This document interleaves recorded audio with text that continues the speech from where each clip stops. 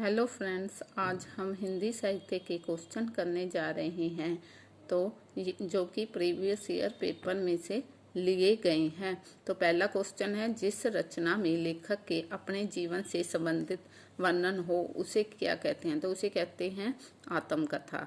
दूसरा है, परीक्षा गुरु उपन्यास के लेखक हैं तो श्रीनिवास दास जी। निम्नलिखित में से निराला की लंबी कविता कौन सी है? तो ये है राम की शक्ति पूजा। प्रगतिवाद किस विचारधारा से प्रभावित हुआ? तो किससे हुआ था? मार्क्सवादी विचारधारा से। इतिवृत्तात्मकता किस युग की प्रमुख प्रवृत्ति मानी जाती है? तो ये मानी जाती है द्विवेदी युग की। मैं कहता हूँ आँखन देखी, तो कहता कागज की लेखी किस भक्तिकालीन कवि की पंक्तियां हैं? तो ये हैं कबीरदास जी की। खूब लड़ी मर्दानी वह थी झांसी वाली रानी पंक्तियां हैं। ये पंक्तियां हैं सुभद्रा कुमारी चौहान जी की। रोवेहु सब मिली आवहु भरत भाई, हाहा भारत दुर्दशा न देखी जाए किसकी प्रसिद्ध पंक्तियां? तो ये पंक्तियां हैं भारतेंदु जी की। छायावाद के 4 स्तंभ किन कवियों को माना जाता है? तो ये हैं पंत, महादेवी प्रसाद और निराला। हरिवंश राय बच्चन निम्नलिखित में किसके प्रवर्तक कवि हैं?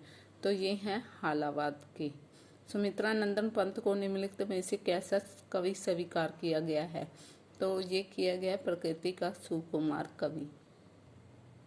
अगला क्वेश्चन है, मानस के बाद श्रेष्ठ राम काव्य ग्रंथ कौन सा है? तो ये ग्रंथ है साकेत। 20वीं शती के किस दशक से छायावाद का आरंभ माना जाता है? तो दूसरे दशक से। हिंदी का सर्वश्रेष्ठ निबंधकार किसे माना जाता है? तो ये हैं आचार्य शुक्ल। ममता कहानी के लेखक हैं तो ये हैं प्रसाद जी। कौन सी संस्मरण रचना रामवृक्ष बेनीपुरी जी की नहीं है? तो इसमें से अमिट रेखाएं रामवृक्ष बेनीपुरी जी की नहीं है। इति का विपरीतार्थक क्या है? इति का विपरीतार्थक है अर्थ। अनिवार्य का विपरीतार्थक क्या है? अनिवार्य का विपरीतार्थक है ऐच्छिक।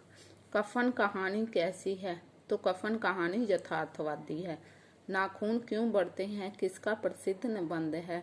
तो ये निबंध है हजारी प्रसाद द्विवेदी जी का। सगुण काव्यधारा के अंतर्गत कितनी धाराएं हैं? तो इनके अंतर्गत 2 धाराएं हैं। कबीर दास किस धारा के कवि हैं? तो ये ज्ञानाश्री धारा के कवि हैं। बीजक किसके काव्य का संग्रह है? तो ये कबीर जी के काव्य का संग्रह है। गोद में बैठकर डैश में उंगली लकोक्ति में रिक्त खाली स्थान पर क्या आएगा? तो गोद में बैठकर आंख में उंगली। अगर वीडियो पसंद आई हो तो लाइक करें, सब्सक्राइब करें, शेयर करें और कमेंट करें। Thank you.